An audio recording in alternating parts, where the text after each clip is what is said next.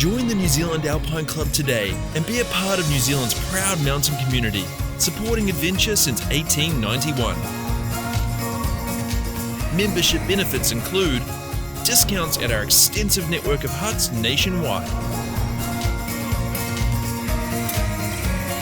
a range of courses and learning opportunities for aspiring climbers, led by the country's best instructors, a subscription to The Climber, New Zealand's only magazine devoted to climbing, as well as the New Zealand Alpine Journal. Travel insurance options allowing for climbing and other adventure activities not covered by standard policies. Perfect for your next adventure abroad. Plus, New Zealand Alpine Club membership also grants a variety of discounts at ski fields, climbing walls, and outdoor retailers nationwide. Leadership and community for all who enjoy and wish to protect our magnificent crags and mountain spaces. The New Zealand Alpine Club, a voice for New Zealand's mountain lovers. Join us today. For more information, visit alpineclub.org.nz.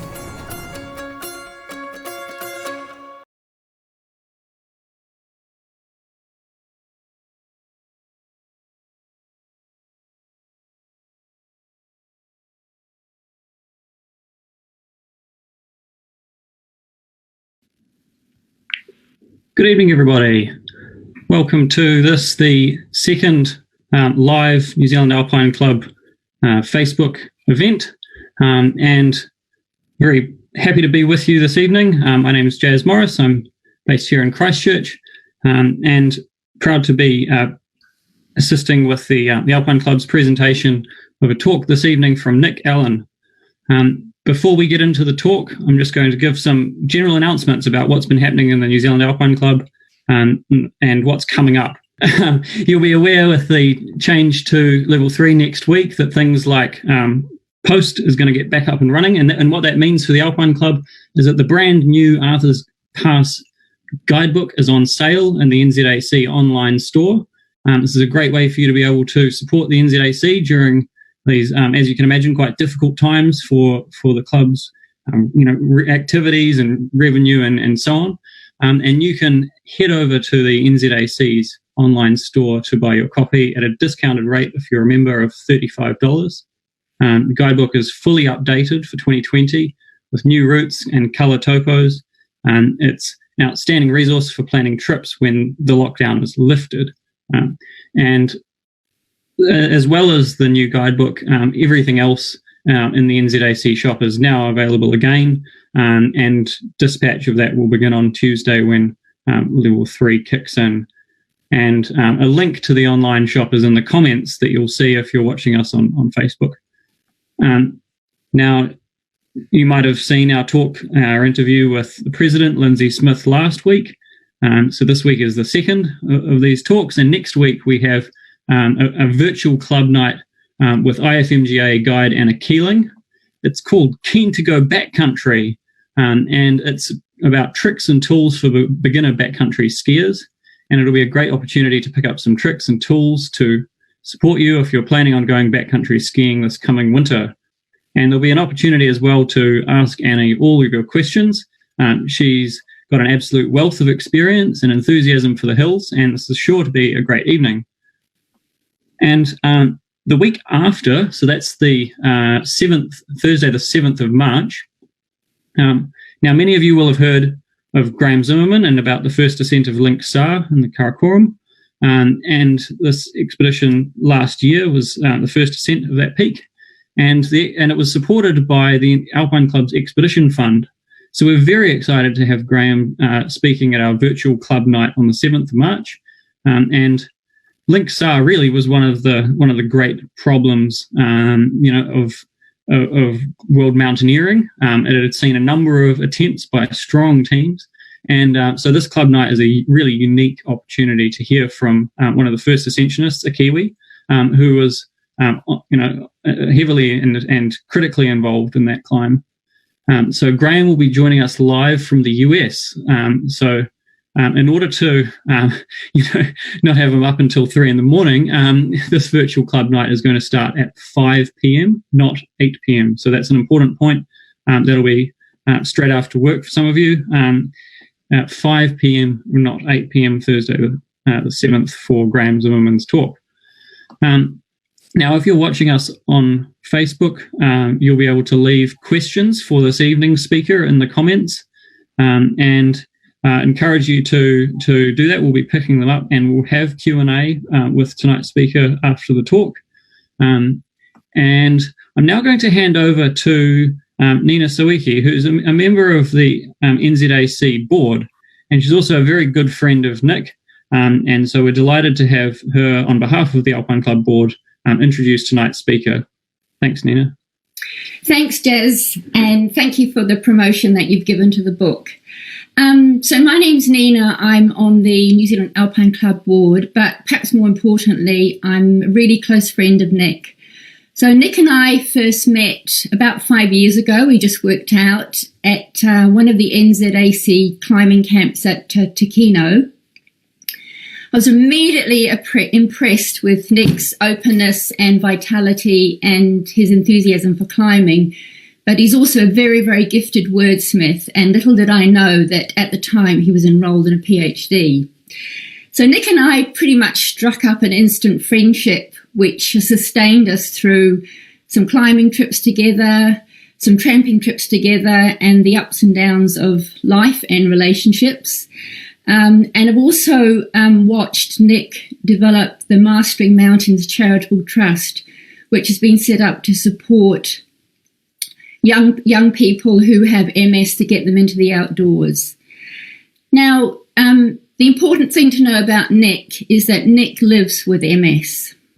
For those of you who are not medically trained, MS is a chronic condition of the nervous system, and it affects the nerves. So this means that he will often face pain, impairment, sensory loss, and one of the difficulties of the condition is that relapses and remits. So sometimes it's very hard for Nick to know when he's going to feel well. But through all of this, what's really impressed me about Nick is he sustained an absolute love and commitment to climbing despite living with this impairment. And I see Nick as an inspiration to all those of you who want to climb, but perhaps have felt held back by various impairments which are not necessarily physical. They might also be psychological. So I see Nick as a beacon for those of you who wish to get out and climb more, but perhaps have been held back by some fears. And one of the goals of the New Zealand Alpine Club is to be a more inclusive club and to open the club up to people of various impairments. So I see Nick as a great beacon there.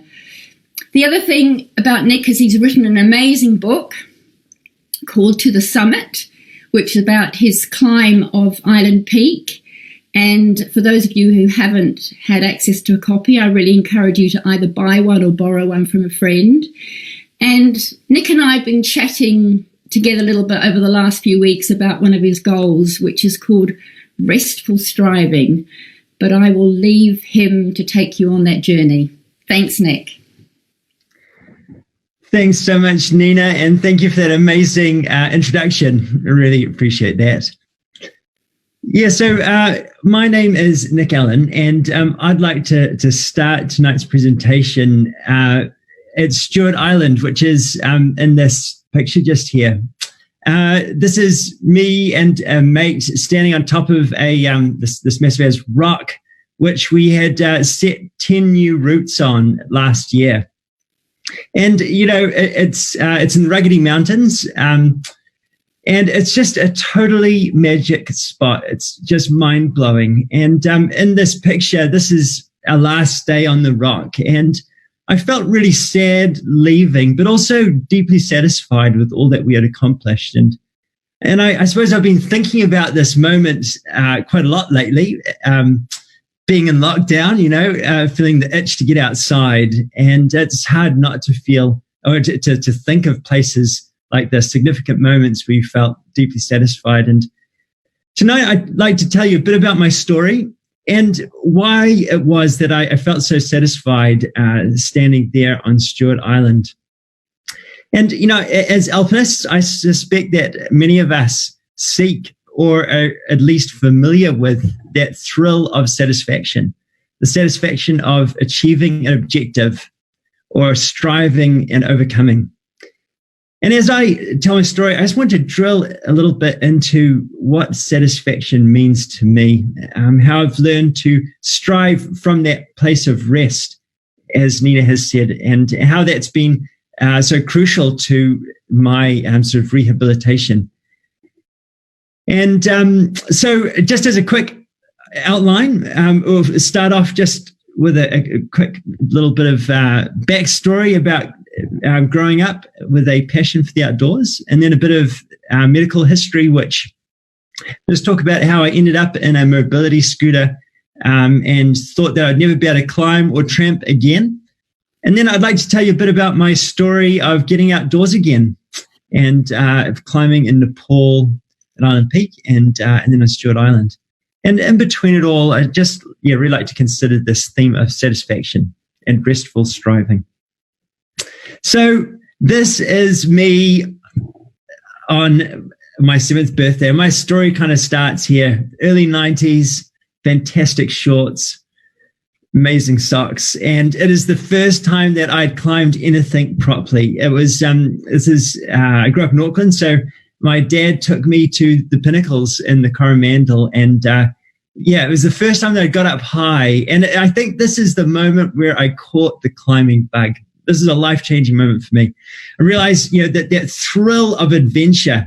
Back then, the tramp into pinnacles was not quite so polished as it is now. It was a bit more rugged. And getting up to the top of the pinnacles, scrambling up the ladders and stuff, man, it was just such an adventure. It was phenomenal.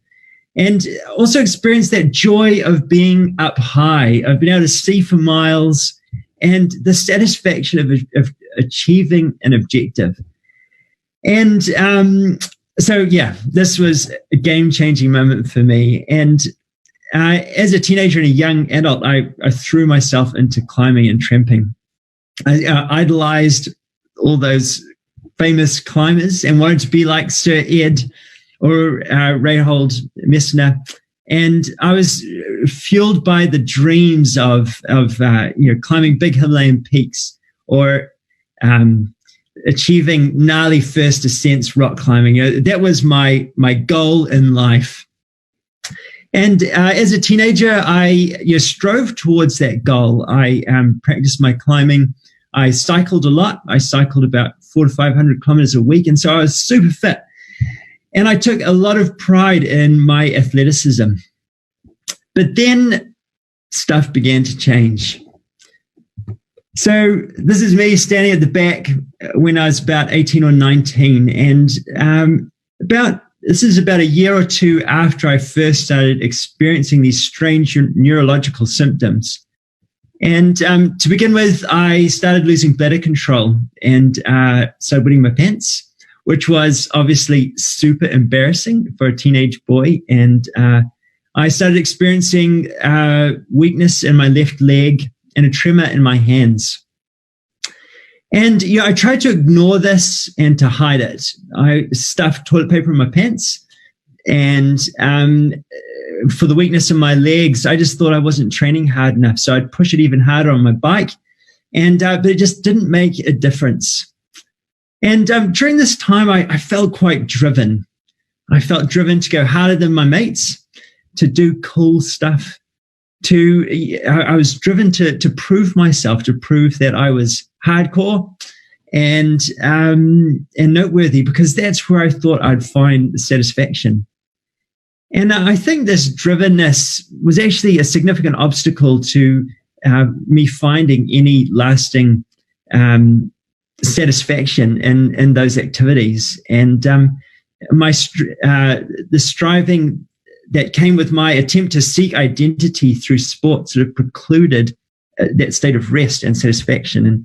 And so one day, my body hit the wall. It was March 25th, 2006, when I was 21.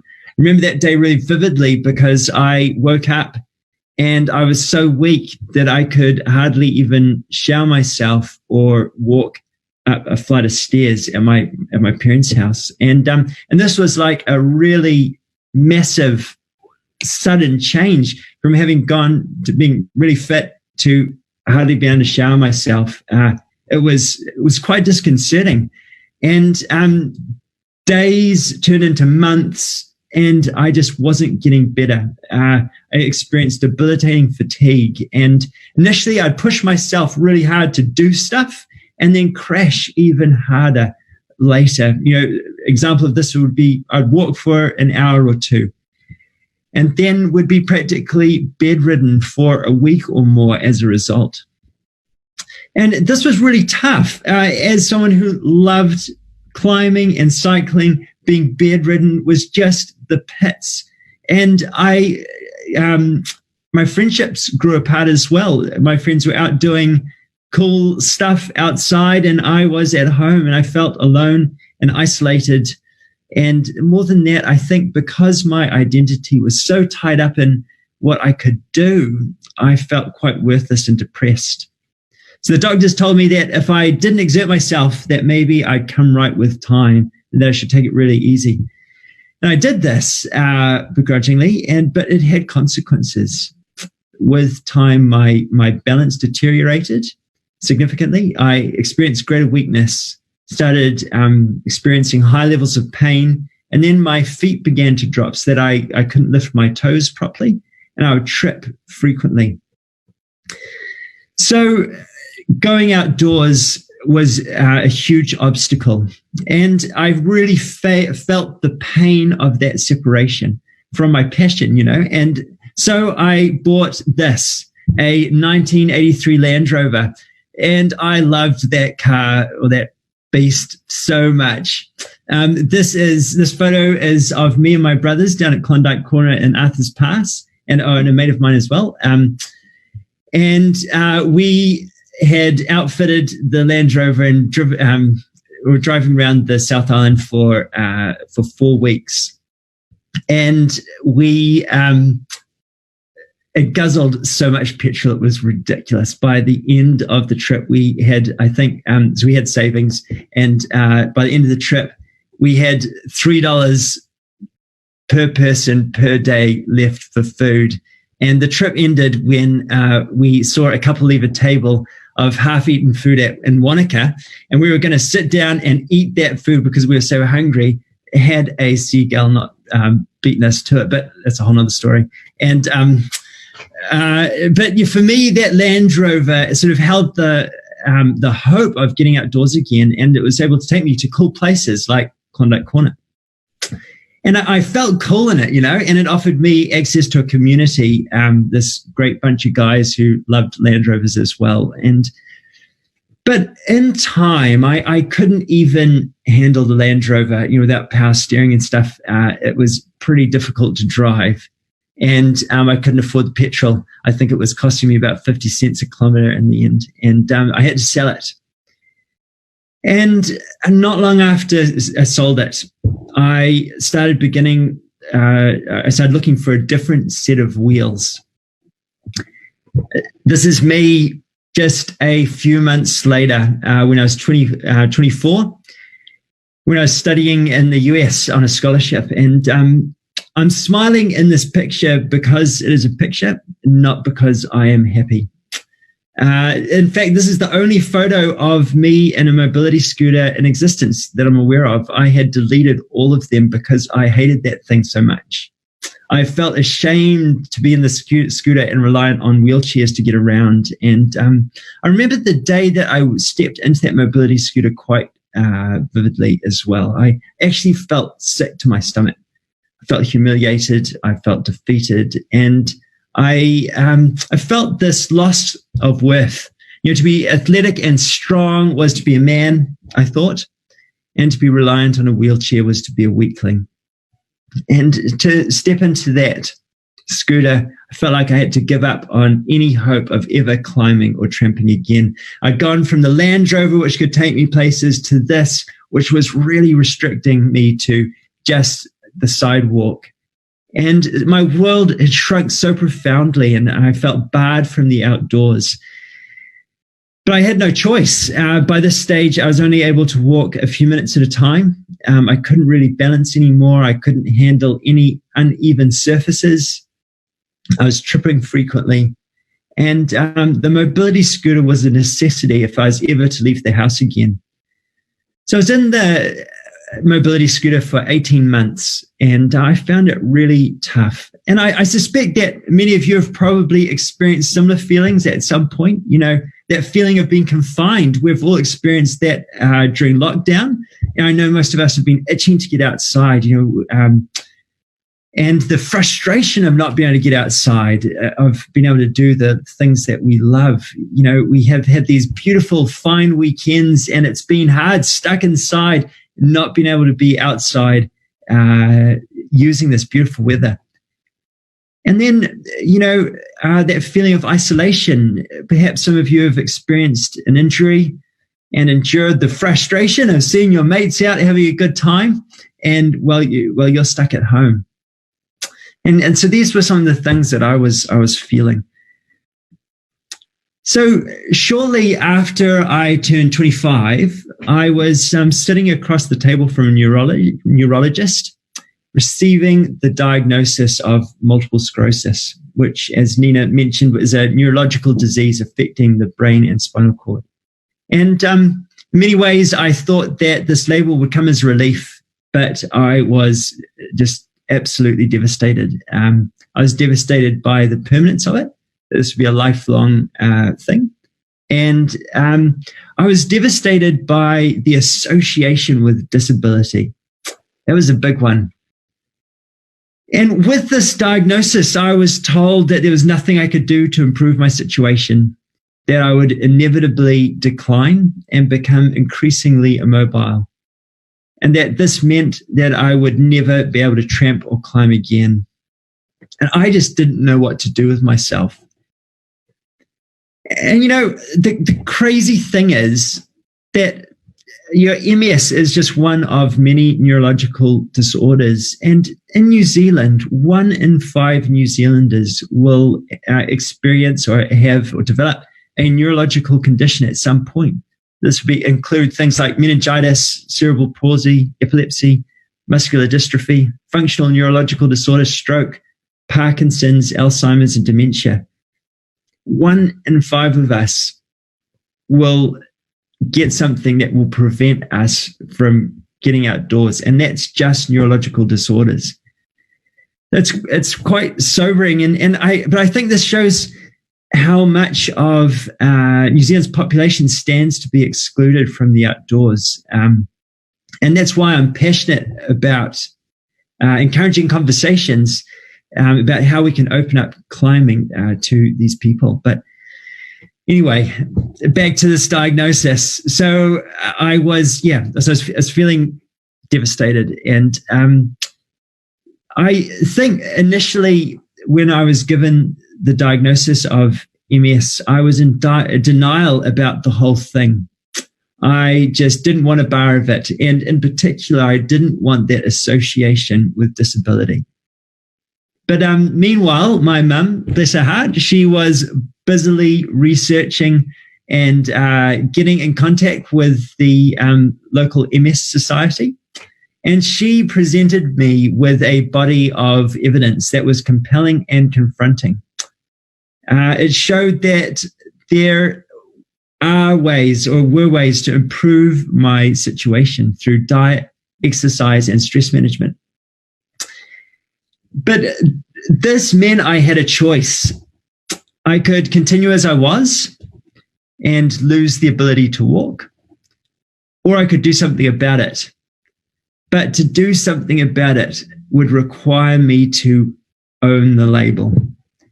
It would require me to acknowledge that I was a person with a disability.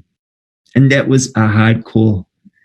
But it was better, as a 25-year-old, it was better than staying in the chair, in a wheelchair for the rest of my life. And so I accepted the label and began making changes. The first change I made was to sell my mobility scooter and buy a camera. It's the best decision ever. So I was studying at Massey University at the time, and I was able to get connected with a special rehabilitation program for people with neurological disorders that's run out of Massey and Palmerston North. And so I got connected with a trainer, Freya, and she worked with me for a number of years, and we really had to start from scratch. I needed to relearn how to balance properly and to rebuild stamina and fitness. And for me, going to the gym was a part of this, but photography actually became a really significant part of this recovery. I started by taking photos just around the house, walking in the garden, and progressively tried to walk further and further with my camera to take photos. And the act of taking photos was a really great way to, it was really motivating for me to get outdoors again. And as I worked with my trainer, Freya, we developed a 3-pronged approach to my rehabilitation. We began working on stress management, making sure that I had enough sleep, and changing the way I ate. Big changes there. Had to give up all of those beautiful mince pies and chocolate cheesecakes and all those kinds of things, and began exercising at the gym. Slowly but surely, I began seeing improvements. I couldn't even balance on one foot with my eyes open when I started.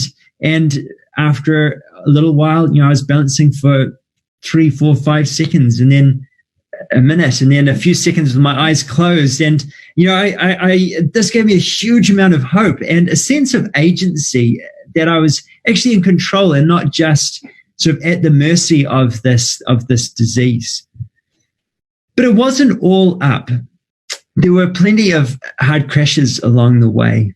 And for me, a crash happens when my body reaches its limits. When I crash, I'll experience days or weeks of significant and sometimes debilitating fatigue. Often I'll experience really high levels of pain and muscle weakness. And it's pervasive. It affects my memory and my concentration, my ability to write, to drive, and to read. And so it makes it really hard, basically, to function normally and to carry out my work and study. But through these crashes, I got better at managing my body and negotiating its limits. And eventually, I was able to get out tramping with my camera. So Tongariro National Park, it became my go-to place. Not too many hills around the edges of the park, and I could walk there with my camera and take it easy and take photos like this of at Tarawera Falls near Whakapapa. And I remember my first overnight tramp to Waihahonu hut on Tongariro off the desert road. It's a dead easy tramp. Take most of you just a couple of hours. And but it took me first time overnight in a while. It took me a better part of a day.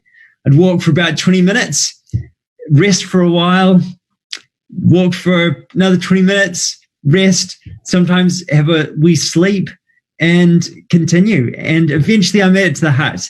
And again, that was just like a really significant moment to realize that actually, I can get out there. And over the next 5 years, little by little, I continue to make progress. And, I spent hundreds of hours at the gym, but persisted with the help and encouragement of family and friends. And it was worth it, and eventually I was pulling long days in the charuas, ruahenis, and climbing on Ruapehu. It was great. And then after a little while, I found myself at the top of Ball Pass in winter. And this was a mind-blowing experience for me.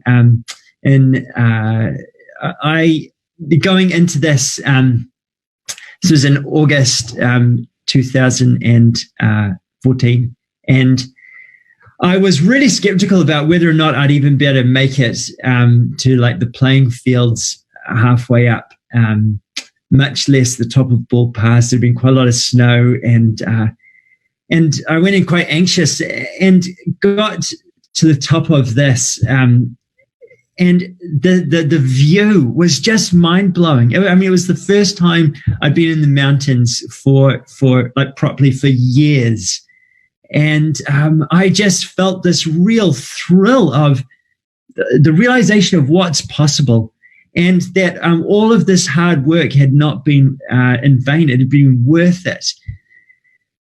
But at the same time, I felt really isolated at this time, which was probably sort of took a little bit of the shine off this this moment. Generally, I always tramped alone. I was with a friend on this Ball Pass trip, obviously for safety, but generally I was always alone, and none of my outdoorsy tramping climbing friends knew about the diagnosis I had received. And I didn't tell them because I didn't want to be associated with a disability. I didn't want to be perceived as weak. And I didn't want to be seen as weak. And that was the main thing. I didn't want to hold people up or require their help. And you know, I suppose I still was striving for that, that goal of being, you know, strong and athletic and independent. But, you know, a neurological condition affects your life deeply, and you can't escape the effects of it. And so therefore, there was a lot of stuff that I couldn't do outside with other people. And so, yes, I realized that I was, I realize now that I was seeking my identity in athleticism, and this was bringing profound isolation. And that was also precluding me from finding satisfaction in these amazing moments, because we need community. Community is so important. And that's why I think my first ever New Zealand Alpine Club meet at Ruapehu in the summer of 2015 was just a game changer for me. This was where I met Nina. Nina isn't in this photograph. She had to leave a little bit early, and this photo was taken at the end. But Nina was actually the very first person outside my family that I told that I had been given this diagnosis of MS. And I remember being really anxious telling Nina, but I felt like it was the right thing to do. And do you know what blew me away was her acceptance afterwards, and the fact that she was unfazed by it. And I'm sure that's partly due to the fact that she's a doctor, probably deals with this stuff all the time. But there was a really significant moment, and because it gave me the confidence to start actually telling other people about the diagnosis.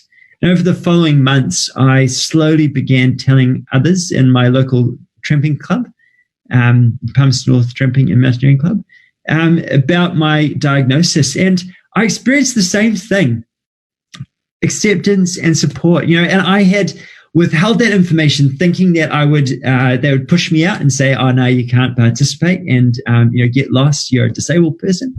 But actually, it was the opposite.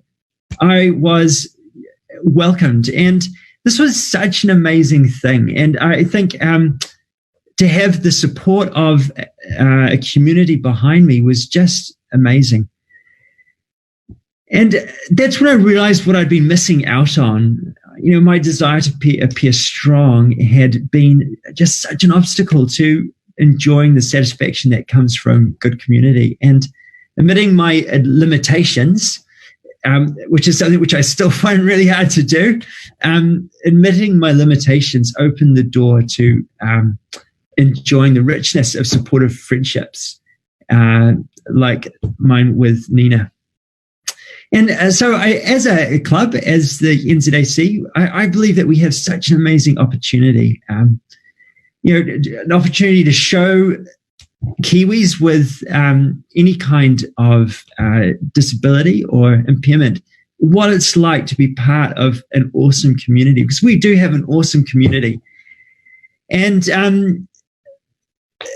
we can bring these people who are otherwise quite isolated, we can bring them in. And it does require accommodations from us, but the impact that can have on a person's life is enormous. Don't ever underestimate that. The accommodations that we have to make are worth it. So the other thing that happened on this trip, at this club meet on the side of Ruapehu, was that I had my 30th birthday. And I got back home after this, and I felt, really encouraged and awesome. And then I sort of had a midlife crisis of sorts. Well, not really a midlife crisis, but kind of. I was a postgrad student, living with my parents, still single, and I owned only a car, a camera, and some climbing gear, and that's it. And I was like, what am I doing with my life? And I figured that, I sort of had this tramping climbing thing down. I needed to do something bigger, better, and harder. It had to be awesome. I had to prove to my friends that that I was leading a meaningful life. My friends were all sort of getting promoted and buying houses and having kids, and I was still, at home, my parents single. But I wanted to show them that I was still doing cool stuff too. So I decided that some high altitude climbing in India and Nepal was in order. And so I pursued that and did it to raise money for a charity. So that's when I ended up here in northern India in Ladakh, in the town of Leh. And my goal was to climb Stock Kangri, which is the big peak in the background there. And for me, this was Stock Kangri is a 6,000 meter peak, and it was preparation for climbing Island Peak in Nepal and Everest Base Camp. That was the real goal. And I was doing this as a part of a media campaign with Multiple Sclerosis New Zealand, and people found out about my trip, and I got quite a bit of national news media coverage, and that was really great. I had a platform to show how capable I was. You're right. So, but my trip up Stock Kangri didn't go so well. There were a whole slew of just bad stuff that happened. But this is me just after made the decision to turn around from the summit. On the morning of the summit push, I had to save my guide from an uncontrolled slide into a schrund after he had lost his ice axe and wasn't wearing crampons, all this kind of stuff. And then at about 5,500 meters, I got diarrhea on the glacier. It was minus 20. It's dark. There was nowhere to hide. It was just terrible. And that was from contaminated water I had drank the only one time that I had not sterilized my water. And then I started throwing up about 300 meters from the summit, sick from that contaminated water. And I was freezing. There were a whole bunch of people at base camp with frostbite. It had been really getting cold. And we were sheltered from the wind, and it was super cold. And we were about to go up onto the summit ridge, and it was going to get even colder. And I thought, man, I could make it to the top, but at what risk to my fingers and toes? And I probably wouldn't have the energy to get back down. And so we decided to turn back. And I got back to base camp, and I felt totally devastated. All those familiar feelings flooded back. I felt like I'd failed. I felt like I was useless, pathetic. And I thought that people would think that I was a weakling. And I'd fallen into that trap again. Sort of, I had been attempting to prove myself, and that stole all satisfaction from this situation. And after I returned to Leh, I spoke to my dad, and my dad's a really wise man, and he gently reminded me that my perspective was mistaken. And he reminded me that, the journey isn't wasted if you focus, the journey is wasted if you're focused on the peak and if your ego is tied up in it. But it's never wasted if you just focus on simply being, on enjoying, and on journeying. Then it is never wasted. And that was such good advice. And I headed to Nepal after that to begin my trek up to Everest Base Camp and Island Peak. And so Nepal was just astounding. This is the view above the town of Kumjung, looking towards Amadablam, which is hidden behind the cloud there. And going on into this leg of my journey, I was just really trying hard to focus on enjoying the journey, on doing the stuff that I love. I try not to think about the summit and what people might think of me. And I focused just on my favorite thing, and that's climbing. And it was just amazing. But I think the full weight of it really hit me at this point right here. It's a viewpoint above the town of Dingbashay at 5,000 meters. And this is when the beauty of the Himalaya really landed on me. This was the view that I was looking at, Amadablam, and it was just stunning. It took my breath away. And that's when I got what my dad was saying. There is just so much beauty in the world around us. And that by obsessing about doing and accomplishing, often miss all of that beauty. And that sort of in accepting those limitations, just and doing things for the joy of it actually enables you, it frees you to enjoy all of that beauty. And then it occurred to me as I was standing here, I was like, hang on a second. I'm living my childhood dream. Like, I'm actually in the Himalayas climbing a peak, and that kind of just blew my mind. I was like, wow, what a privilege. And I had totally missed all of that up until this point. It just, just so important to keep that focus off the peak. So a few mornings later, after a bit of a rest, I was heading up to Island Base Camp, and I felt really at rest. Walking there, I felt like I didn't have anything to prove. All I had to do was just enjoy the beauty around me. I can't tell you what a great feeling that was. So got to base camp, had a really good meal, had proper sterilized water. It was good. And I took my guide Pasang this time was properly prepared with crampons and ice axe. Crampons that fitted his boots, unlike the previous guy. So I had a really good night's sleep, started out at 1 a.m. and it was magic. It was just totally magic being out there in the mountains, underneath the stars, which were just like pinprick sharp. And you hear the groaning of the glacier and the roar of the avalanches. And the mountains were alive even in the middle of the night. And it was just beautiful. And we moved at quite a good pace. We were trucking along nicely. And I was just amazed to be able to climb from this place of a feeling of rest and to be able to enjoy everything. And we were pushing hard, but it was not to prove anything. It was just for the joy of climbing, I just loved it. And before we knew it, I was on the summit ridge to Island Peak. And we got up there just before the sunrise at 5:30 a.m.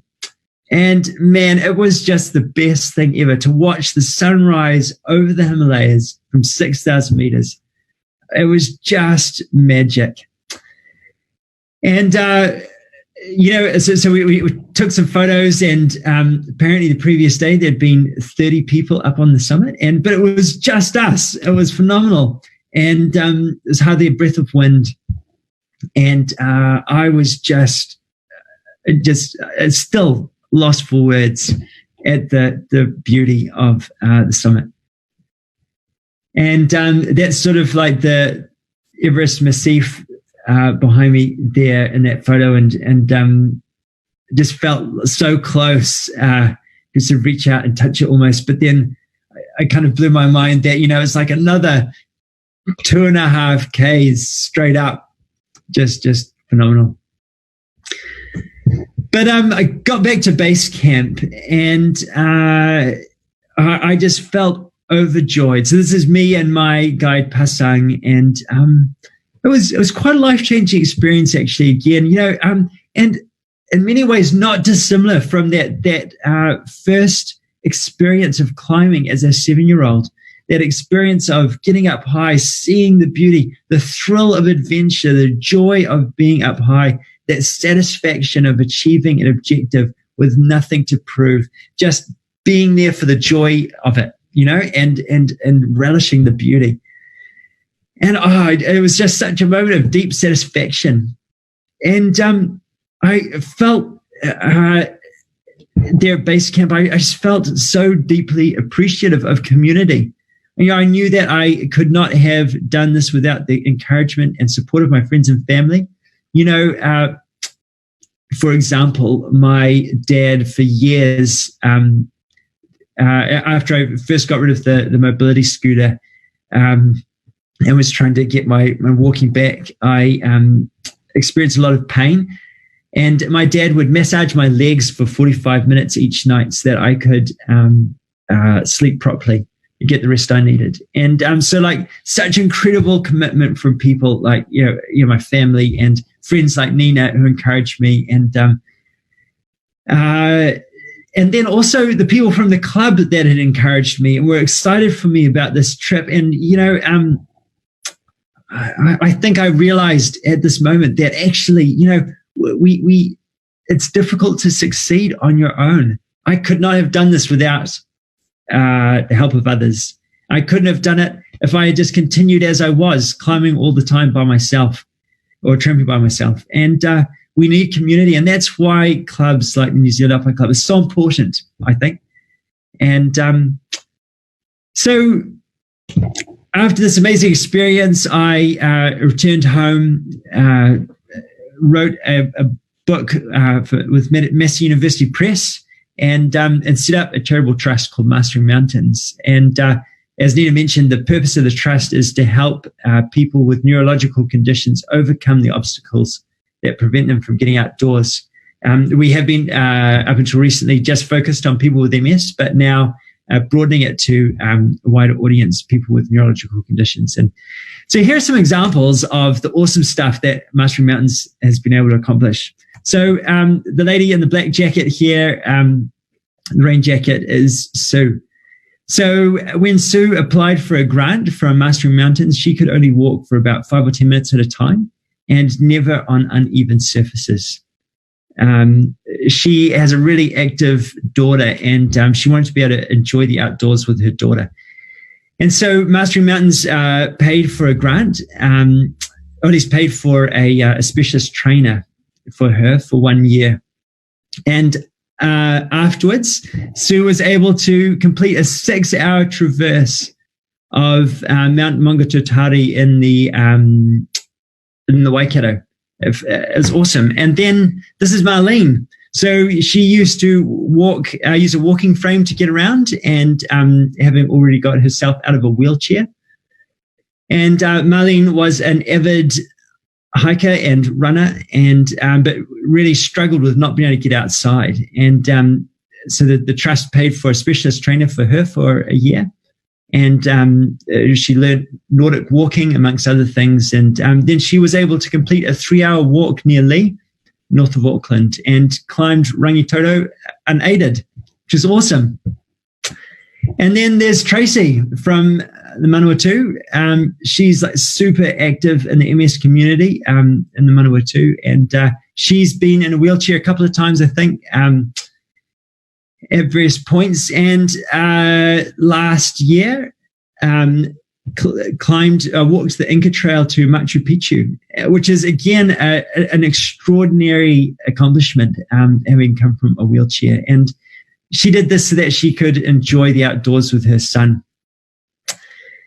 So I just love this. This is, for me, something I'm really passionate about, helping other people be able to overcome those obstacles and to get them outdoors. And yeah, it's great stuff. But for me, I continue to climb, obviously, and I love climbing. This is me and my mate Jake at the Arapiles, and I climb tons in the Port Hills, obviously being here in Christchurch.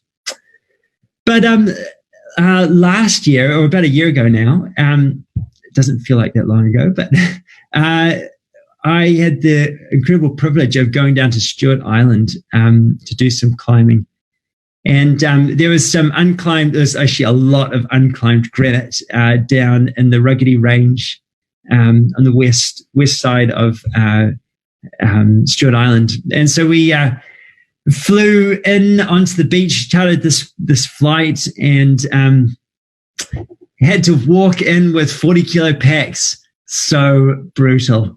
We had 10 days of food, a whole bunch of trad gear, several ropes, a couple of tents, and it was a bit of a slog to get in. But man, Stewart Island is just like stunning. It hadn't been ever like super high on my to-go-to list, but man, it should have been at the top. The bush is just phenomenal. The bird life was mind-blowing. Saw 5 kiwis. I couldn't get over it. And so anyway, we walked in and we managed to get some awesome climbing done on this rock, which we named the Grey Ghost Crag. And we were able to put up, a total of 10 routes, ranging from about grade 11 to 18 or 20, somewhere like that. But it was an amazing opportunity to hang out with good mates, Mark and Ellie. And but there were moments where, if I'm honest, I felt a little bit disappointed. None of the climbs were particularly hard. They weren't particularly long. They weren't like gnarly multi-pitch routes with all the glory of like amazing, gnarly photographic opportunity and that kind of stuff. And while I was there, I felt impaired by my physical limitations, and that's acknowledging those limitations is always really hard. And so I found myself feeling disappointed that I wasn't able to do something harder, gnarlier, better. And then I remembered the importance of accepting my limitations and actually being content with them, not trying to strive against them all the time. And so returning back to this photo, standing there on the last day, I just felt this deep sense of gratitude and satisfaction. I felt, having accepted my limitations and learned to be, reminding myself just to be content with the situation, I felt free to enjoy that beautiful location and just to really enjoy what we had accomplished. And I sort of recalled where I had come from a mobility scooter, not being able to walk outdoors, not being able to walk for more than 5 minutes or 10 minutes. And here I was, I'd walked in the 40-kilo pack for however many hours up to this place, and I'd been able to put up first descents. I mean, mind-blowing. And so I think about it, I thought about what I had accomplished, about how far I had come. And that's when I felt that sense of satisfaction. I was here with mates in community, accepting my limitations and climbing not to put up hard grades on the gnarliest routes, but climbing for the joy of it. And there was so much joy to be found in this beautiful location, the amazing birds and the fun rock. My satisfaction for me, I find my satisfaction doesn't come when I'm trying to prove something. It comes when I am accepting my limitations, even if that means climbing lower grades and not trying to prove something. But then,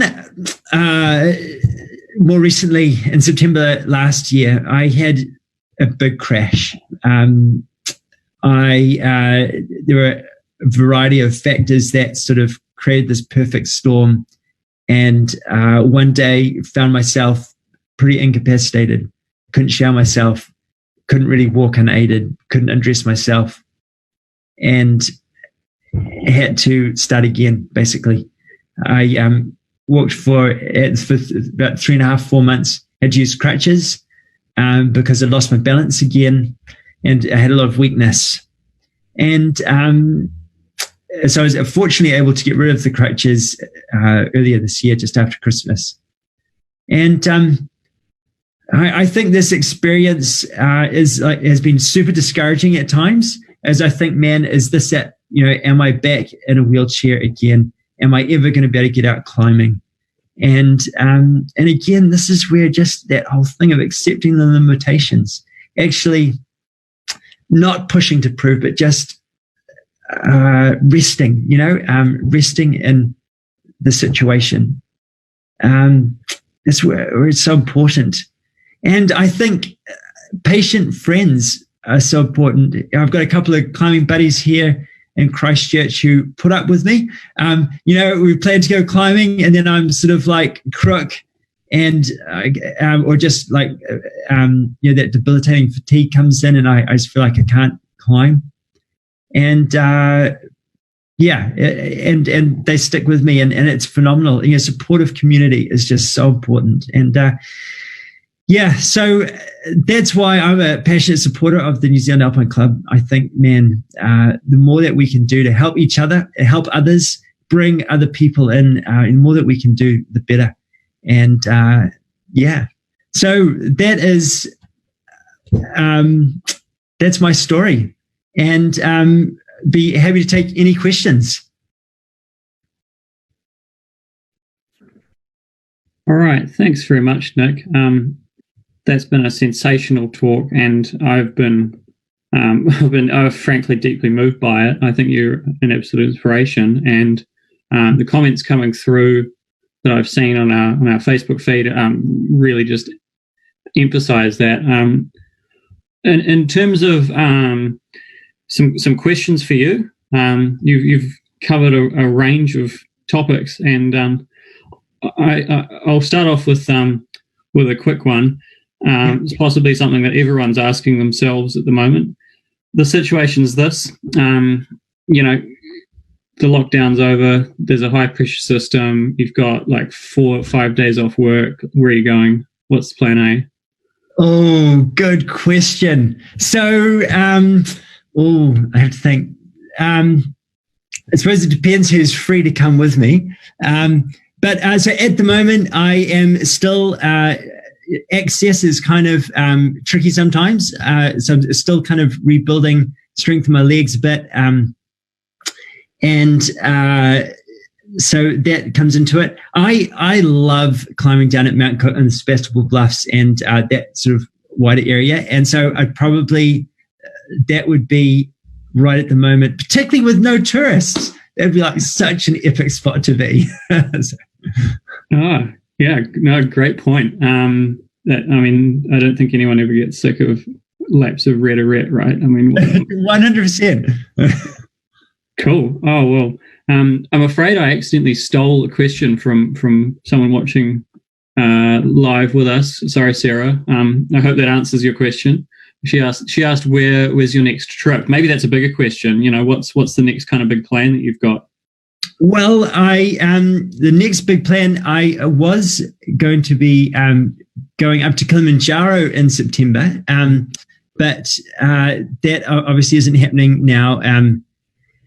that was going to be difficult, I think, for me anyway. And so I'm kind of searching for the next trip. I think one that I'd really love to get onto soon, and probably before Christmas, is Twin Streams. I'd love to be able to do a bit of climbing there.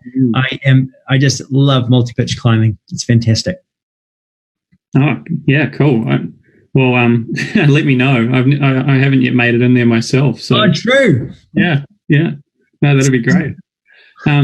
Just going to have a look through some more questions now that we've got online. Oh, an outstanding question from Andrew. He asks, he's joining us from Australia. What's your guilty pleasure on trips? He's suggested chocolate or beer or something like that. What is it for you? Because I imagine you've got to take these things pretty carefully. Yeah, I follow a pretty strict diet, and so beer sadly is just off the cards. I do enjoy a bit of wine, but I tend not to take that tramping because it's just heavy. But man, chocolate. Like I am dark chocolate just every time. Yep. Cool. I'm with you on that as well. All right. I will just double check for more questions. I think probably everyone out in the audience there is in a similar boat to me, just going, whoa, that was awesome. No worries. Oh, no, we've got one more from Rasul. He asks, he's a Canterbury local, and he asks, what's your favourite Port Hills crag? Oh, good question. Well, I suppose my favourite Banks Peninsula crag is definitely Otepatatu. I just love it there. It's like, it's quiet, bush kind of, and birds. It's just magnificent. But I think favorite Port Hills crag. You know what? I actually just climbed for the first time the other day at Littleton Rock, which is kind of appalling. But I suppose I've just kind of finally managed to get my grades up to where I can actually climb there. And man, that is a stunning side of the Port Hills. And it's kind of slightly feels just a bit nicer than Britain or Calistop or something. Yeah.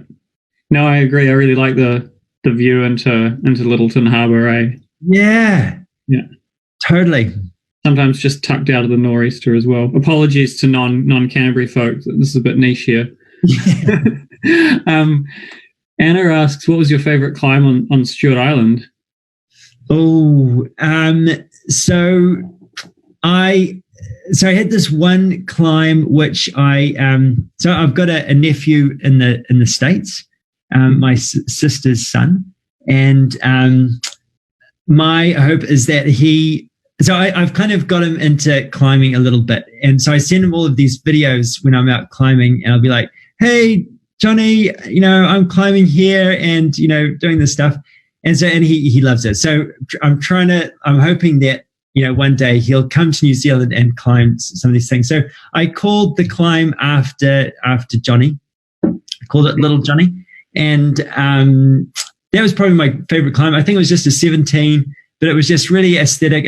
I quite like sort of slabby, delicate stuff rather than pumpy overhangs, and so it was. Yeah, it's a delicate slab, and I really loved that. Cool. And just looking at your picture, is this is it sort of Waituna Bay? Is that roughly where you were? That is Waituna Bay. Yes. Oh, yes. Codfish in the back. Codfish in the back. That's the one. Cool. What a place. What a place. Oh, but you know what? We arrived there, and our initial intention was to climb sort of up at the Northern Slabs, which is a bit in this photo, sort of to the right. And but the Northern Slabs were much larger than we anticipated, and we realized that they were going to be difficult to protect. And so it wasn't really, we just didn't have the gear to climb there. And we were like, oh crap, we've walked all of this way, lugged all of this gear. What are we going to do? And we turned around, and there was this tiny little, we could see this little sort of thumb of rock poking up above the bush. It took us ages to find, But this just ended up being a total gem. And I reckon there'd be another probably 10 to 20 routes on that rock. It's about 25 meters. And it's actually only about 200 meters from the track, but it's sort of hidden in the bush. So, I mean, man, Stewart Island is just, there's so much that you could do down there. Yeah. Cool. We've got one last question. And Hillary asks, well, she says she loves your enthusiasm, and I think everyone watching will agree with that. But she wants to know if you suspect that your positive mindset, which clearly is very positive, if that actually helps your physical state as well. You know, is there a kind of link between your mindset and your state, or does one follow the other? It's a bit of a tricky question. Yeah, it's a really good question, and the answer is yes. There's definitely a relationship, and yes, they definitely follow each other to an extent. And it's I think that you know when so you know the scenario is. You know, sort of crashing a bit, a high level of pain, haven't slept well, really struggling to function, and I'm feeling discouraged, discouraged at the situation, discouraged, and you know, and when you're really tired, you know, you always feel a bit down. So that's the scenario, and I think. You know, exercise is still a huge part of my daily routine, and I need to exercise to be able to maintain my balance, my strength, and that kind of thing, and to regain it. So I spend about 2 hours each day exercising and stretching and stuff. And so, you know, and when I'm tired and I'm feeling discouraged, sometimes it's easy to think, man, you know, what's the point in struggling? Just quit. And then if I do that, I sleep worse, and then I can get caught in this really negative